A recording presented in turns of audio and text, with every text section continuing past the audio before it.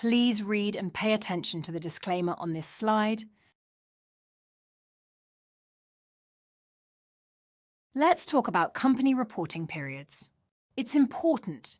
Then we can get to the fun stuff like the expectations game and the stock market's focus on the future. So, let's go through it with as little pain as possible. Companies report their operating results 4 times a year. Each period is called a quarter and covers 3 months. When companies report their fourth quarter, they also provide their annual report, which covers the past 12 months. For most companies, their annual report is published as of December 31st. That means the first quarter ends on March 31st, the second quarter on June 30th, the third quarter on September 30th, and the fourth quarter on December 31st. If a company chooses a different date for its year end, then that's the date for their annual report, not December 31st.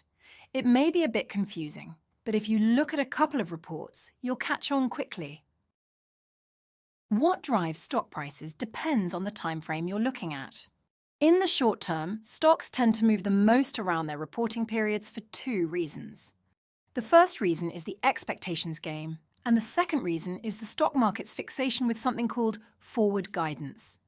Before companies report their quarterly results, investors already have expectations regarding those results. Additionally, companies will typically provide guidance on future operating performance called forward guidance. Think of a hurdles race. If a company delivers results better than expectations, it clears the first hurdle. If it raises guidance for the future quarters, then it clears the second hurdle and wins the medal, and the stock price usually goes up. If they don't beat expectations and raise their guidance, then in that case, the company doesn't clear the hurdle and it loses the race. The stock price usually goes down. Now we're going to do a case study on the expectations game. Have you ever heard of the company Roblox?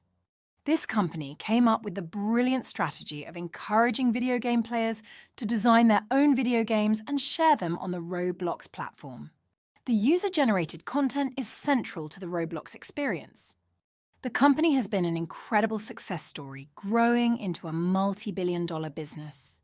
For the 3-month period ending June 30th, 2023, the second quarter, Roblox recorded $781 million in revenue. That represented a 22% increase in revenue from the same 3-month period a year ago. Does that sound like a good level of annual revenue growth?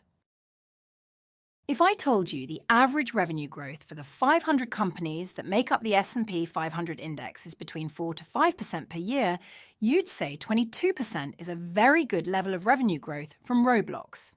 So, how do you think the stock price reacted to its earnings report? The stock price fell 22% in a single day in response to its earnings report. I'll repeat that. The stock fell 22% in response to a quarter where the company reported a very strong 22% growth in revenue. I know you're asking why'd that happen. Revenue expectations for Roblox revenue in the quarter were for $785 million. The actual result of $781 million, while good, missed expectations by $4 million. Missing expectations often results in a negative stock price reaction, sometimes a severe one. What do I mean by missing expectations? Consensus expectations for company earnings are the average forecasts of a group of Wall Street analysts for a specific quarter or annual period. Investors pay very close attention to how actual performance compares relative to these expectations. There's an important lesson here. The company missed revenue expectation by only 0.5%, yet the stock dropped by a whopping 22%. Doesn't that seem like an overreaction? When companies miss expectations, even if by just a little bit, there's a group of investors on Wall Street who automatically have to sell their stock. It's called forced selling. They have to get out of the name by their own rules. Overreaction to these events can sometimes present a buying opportunity by taking advantage of the forced selling. For Roblox, let's flash forward to the next quarter and see what happened.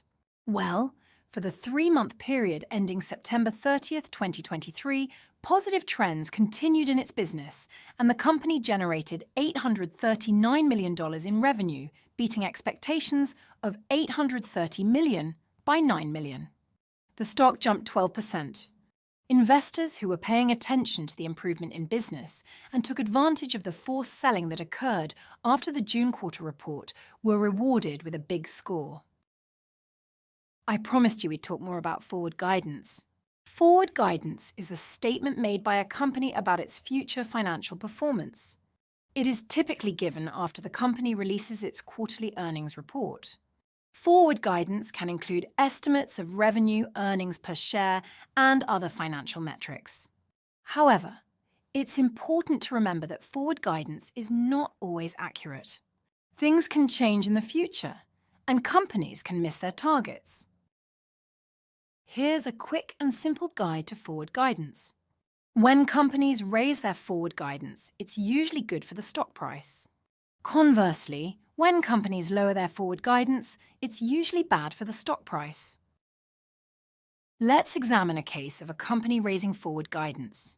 Amazon, the online retail and cloud computing giant, not only beat expectations for their June 2023 quarter, they also raised revenue guidance for the next quarter from $138 billion to $141 billion. That's why the stock jumped 8% in one day, a rise in share price that's quite unusual for a company as big as Amazon. Now let's discuss a case involving a company lowering forward guidance. Enphase, a manufacturer of solar panel equipment, reported second quarter 2023 revenue of $711.1 million, which was a whopping 34% higher than a year ago. Remember, the average growth for a company in the S&P 500, an index of the largest leading companies, is around 5%. 34% is incredible growth. And yet the stock dropped 26% over the following month after that strong report. The problem was guidance. Enphase significantly brought down their guidance for the next quarter from a previous $748 million of revenue to a current expectation of $578 million, a dramatic guidance reduction of 23% of revenue. That's why the stock went down on what looked like a strong quarter. Irrespective of whether a company beats or misses expectations, raising forward guidance is usually a good thing for the stock price. The opposite is true with lowering guidance. It's usually a bad thing for the stock price, even if the company beat expectations for the current quarter. Like with weather, the future is what matters most to the stock market. So, guidance is usually the most important issue to investors. Is that always the case? No. Let me explain. One factor that can play a big role in determining a stock's reaction to guidance is the stock price performance right ahead of the quarterly report. This dynamic can best be explained with the old Wall Street adage, buy the rumor, and sell the news. Let me tell you a story that will help you understand this concept better. There was a young man named John who lived in a small town on a Caribbean island. One day, rumors swirl about recently captured pirates who hid stolen treasure in a cave near John's town. John waited until the newspapers confirmed the pirate rumors before looking for the treasure. It was too late. When he arrived at the cave, the chest was empty. Other townspeople went looking for the treasure as soon as they heard the rumors. They found it before John. Just like the case with the pirates' treasure, investors might buy a stock ahead of its quarterly report on rumors of good news, like the townspeople went looking for treasure on rumors of it. If the stock price rose substantially before the company reports, then it may already be discounting the good news. In these cases, the stock price may not go up after the report. The same is true when a stock price declines significantly before a bad report. Investors may have expected the bad news, and the stock price already discounted that negative results ahead of the report. In these cases, you might not see a decline in stock price on the bad news.